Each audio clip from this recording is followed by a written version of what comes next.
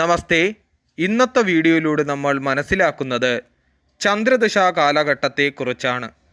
10 വർഷമാണ് ചന്ദ്രദശാകാലം ഒരു വ്യക്തിയുടെ ജീവിതത്തിൽ അനുഭവിക്കേണ്ടത്. എന്നാൽ ഈ 10 വർഷക്കാലം ഒരു വ്യക്തി ജീവിതത്തിൽ എന്തൊക്കെ ഗുണദോഷ സമ്മിശ്രമായ ഫലങ്ങൾ അനുഭവിക്കണം എന്നതിനെക്കുറിച്ചാണ് ഈ വീഡിയോയിലൂടെ പറയുന്നത്. ബലവാനും ശുഭനുമായ ചന്ദ്രൻ്റെ ദിശാകാലത്ത് ഗൃഹനിർമ്മാണം, മാതൃസൗഖ്യം, വിവാഹം, സ്ഥാനലബ്ധി, ഐശ്വര്യാഭിവൃദ്ധി മുതലായവ വന്നുചേരുന്നു. ചന്ദ്രൻ ബലഹീനനും പാപയോഗവും അനിഷ്ടസ്ഥാനസ്ഥിതിയുമാണെങ്കിൽ മനോവ്യാധി, ധനനാശം, രോഗം, മാതൃദുഃഖം, അലസത മുതലായ ദോഷങ്ങളും ഫലമായി അനുഭവപ്പെടുന്നു.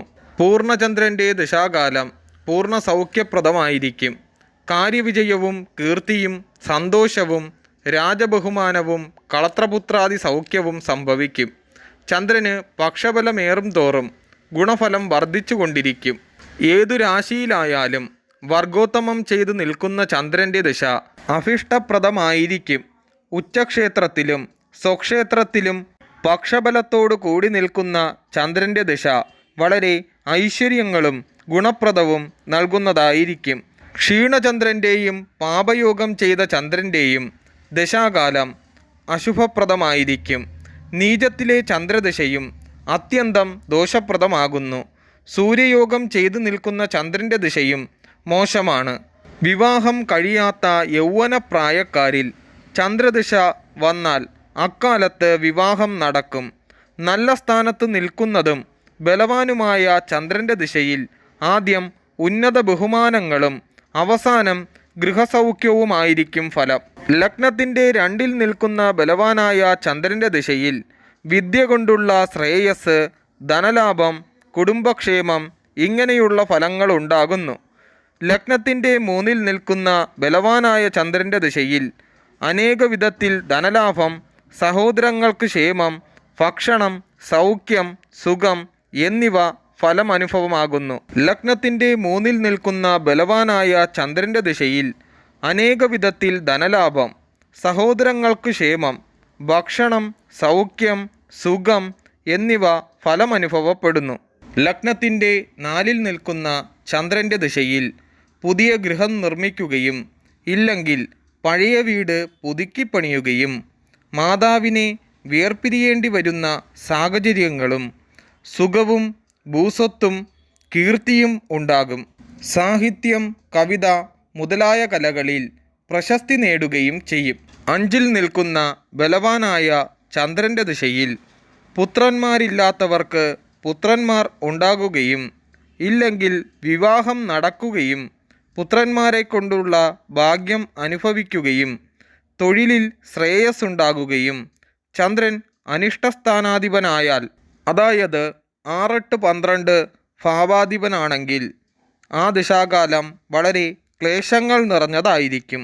6-ൽ നിൽക്കുന്ന ചന്ദ്രൻ്റെ ദിശാകാലം എല്ലാ പ്രകാരത്തിലും ദുഃഖങ്ങളും ക്ലേശങ്ങളും നിറഞ്ഞതായിരിക്കും.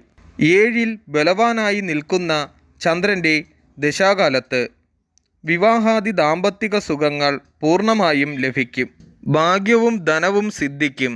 ചന്ദ്രന് ബലഹീനത്വമുണ്ടെങ്കിൽ ഇവയ്ക്കെല്ലാം ഹാനിയും സംഭവിക്കും.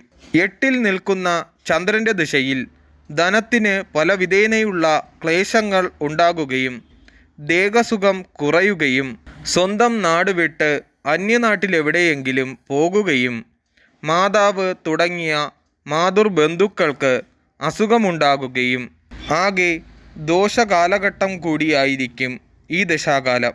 ലഗ്നാൽ 9-ൽ നിൽക്കുന്ന ചന്ദ്രൻ്റെ ദിശയിൽ ഭാഗ്യാനുഭവങ്ങൾ ലഭിക്കും.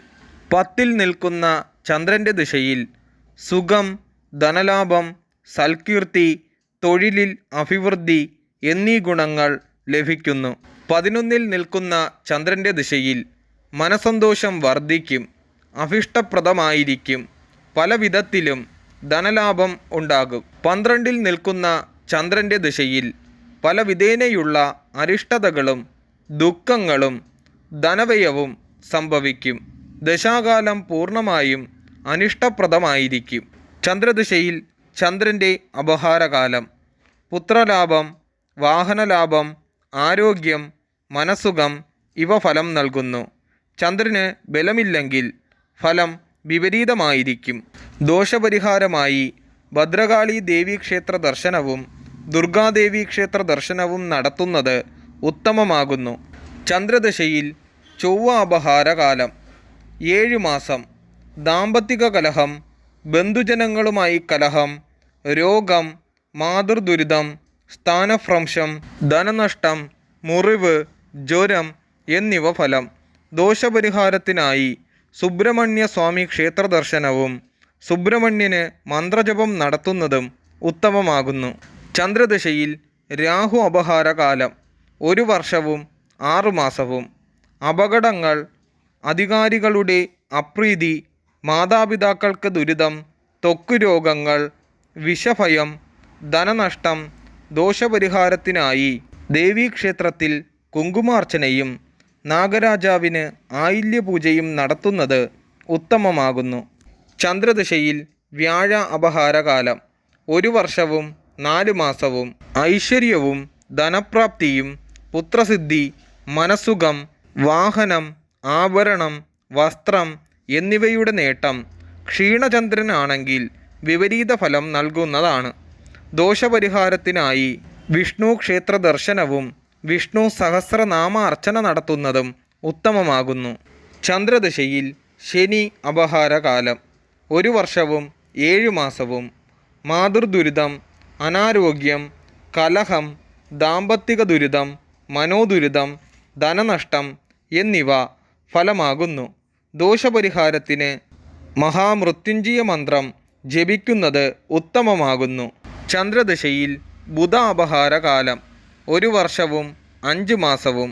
വിദ്യാലാഭം, മാതാവ് വഴി ധനലാഭം, നാൽക്കാലി ലാഭം, ബുദ്ധിപരമായ പ്രവർത്തനങ്ങൾ, വ്യവഹാര വിജയം എന്നിവ ഫലം. ചന്ദ്രൻ ദോഷപ്രദനായാൽ പ്രതികൂല ഫലങ്ങൾ. ദോഷപരിഹാരത്തിന് വിഷ്ണു സഹസ്രനാമം ജപിക്കുന്നത് ഉത്തമമാകുന്നു. ചന്ദ്രദശയിൽ ബുധ അപഹാരകാലം 1 വർഷവും 5 മാസവും. വിദ്യാലാഭം, മാതാവ് വഴി ധനലാഭം, നാൽക്കാലി ലാഭം, ബുദ്ധിപരമായ പ്രവർത്തനങ്ങൾ, വ്യവഹാര വിജയം എന്നിവ ഫലം. ചന്ദ്രൻ ദോഷപ്രദനായാൽ പ്രതികൂല ഫലങ്ങൾ ഉണ്ടാകുന്നു. ദോഷപരിഹാരമായി വിഷ്ണു സഹസ്രനാമജപം നടത്തുന്നത് ഉത്തമമാകുന്നു. ചന്ദ്രദശയിൽ കേതു അപഹാരകാലം 7 മാസം. ബന്ധുനാശം, ധനനാശം, അഗ്നിഭയം, മാതാപിതാക്കൾക്ക് അരിഷ്ടത, മനോദുരിതം ഇവ ഫലമാകുന്നു. ദോഷശാന്തിക്കായി മഹാമൃത്യുഞ്ജയ ഹോമം നടത്തുന്നത് ഉത്തമമാകുന്നു. ചന്ദ്രദശയിൽ ശുക്ര അപഹാരകാലം 11 മാസവും 8 ദിവസവും. സ്ത്രീകൾ നിമിത്തം ധനലാഭം, കൃഷിയിൽ നിന്നും ധനലാഭം, വിദേശവാസം മൂലം ധനലാഭം. ചന്ദ്രനും ശുക്രനും അനിഷ്ടരായാൽ വിപരീത ഫലമായിരിക്കും ഉണ്ടാകുന്നത്. ദാമ്പത്തിക കലഹം ഫലമാകുന്നു. പരിഹാരത്തിന് ശ്രീ രുദ്രജപം നടത്തുന്നത് ഉത്തമമാകുന്നു.